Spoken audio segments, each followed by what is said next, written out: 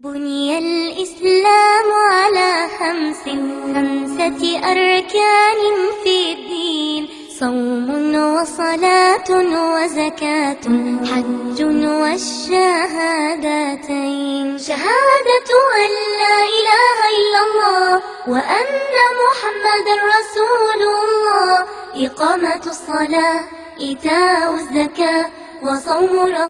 अब जो मसला रह गया है वो ये है कि रोज़े के मुकल्लफ कौन कौन है, किन लोगों के ऊपर रमज़ान मुबारक का रोज़ा जो है वो फ़र्द है।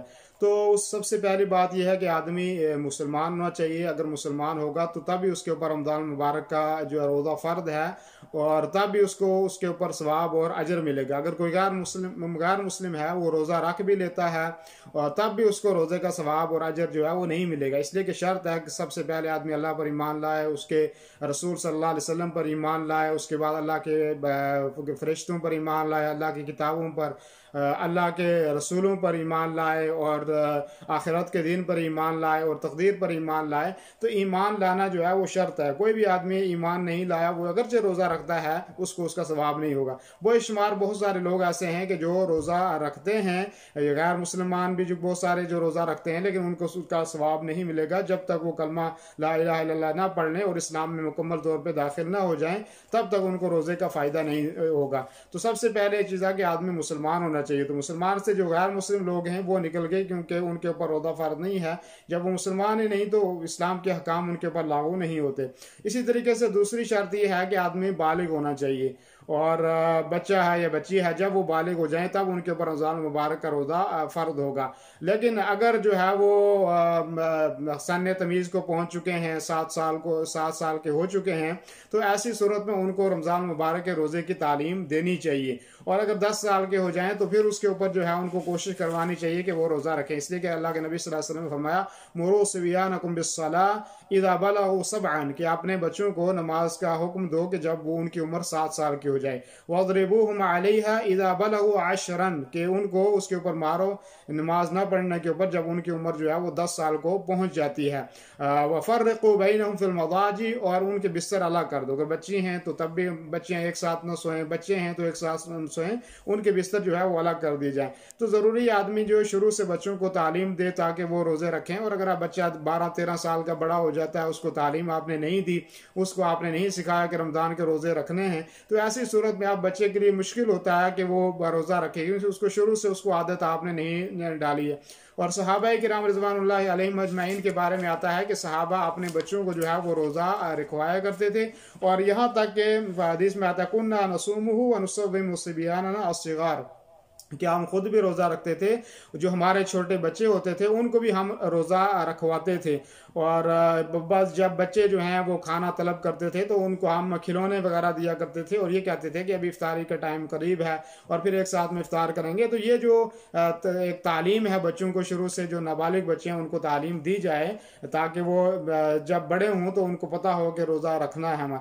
और इसी तरीके से आकिल के ऊपर रोज़ा फ़र्ज है। जो आदमी अक्लमंद हो, जो अक्लमंद नहीं है, जो पागल है, अल्लाह मेरी और आपकी हिफाज़त फरमाए, जिनका दिमाग सही नहीं है, उनके ऊपर रमज़ान मुबारक का रोज़ा फ़र्ज नहीं है।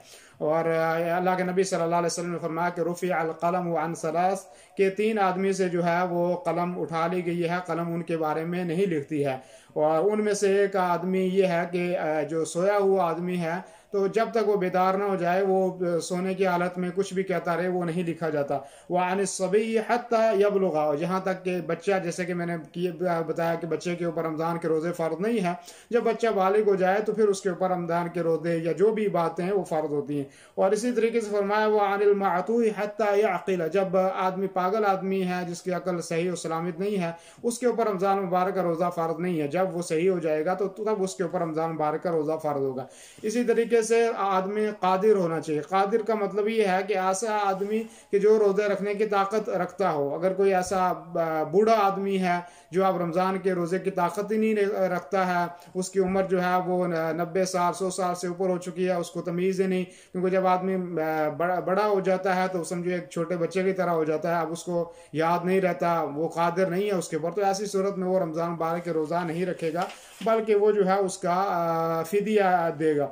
और और अब इसी तरीके से जो है मुकीम होना चाहिए। मुकीम से मुसाफिर आदमी निकल गया, मुसाफिर आदमी जो है उसके ऊपर रमज़ान का रोज़ा फ़र्ज नहीं है। और वो अगर ऐसा सफ़र है कि जिस सफ़र के अंदर उसको कोई तकलीफ़ और परेशानी नहीं है, तो ऐसी सूरत में उलमा कहते हैं कि अगर वो रखना चाहे तो रख सकता है, इसलिए कि रमज़ान मुबारक में सबके साथ आदमी रोज़ा रखता है तो अदा हो जाता है, तो रोज़े का अदा होना ये ज़्यादा बेहतर है रोज़े की क़ज़ा से। तो लेकिन अगर रोज़े के अंदर मुशक्क़त है, अगर रोज़े के अंदर परेशानी है, तो ऐसी सूरत में उसको रोज़ा तोड़ना ज़रूरी है। और सफ़र की जो मुद्दत जो उलमा ने बताई है वो तकरीबन 80 किलोमीटर है। अगर 80 किलोमीटर का सफ़र हो तो ऐसी सूरत में वो रोज़ा छोड़ सकता है और रमज़ान के बाद उन रोज़ों की क़ज़ा जो है वो करेगा। और इसी तरीके से जो लोग बीमार हैं, जो बीमार लोग हैं उनके ऊपर भी रोज़ा फ़र्ज नहीं है। और बीमारी की दो किस्में हैं, एक ऐसा मर्द है कि जिसके ठीक होने का इम्कान है, मिसाल के तौर पे रमज़ान के बाद वो ठीक हो सकते हैं, तो ऐसी सूरत में वो रमज़ान मुबारक के बाद उन रोज़ों की क़ज़ा करेंगे। और कोई अगर ऐसा आदमी है कि जो आदमी जो है वो जिसके ठीक होने की उम्मीद ही नहीं है अब, कि वो ठीक हो ही नहीं सकते, कि ऐसी बहुत सारी बीमारियां हैं कि जिनमें ये इम्कान नहीं कि आप वो ठीक हो जाएंगे, तो ऐसी सूरत में उनको जो है वो फिदिया देंगे और उनके ऊपर रमज़ान के रोज़े जो है वो फ़र्द नहीं है।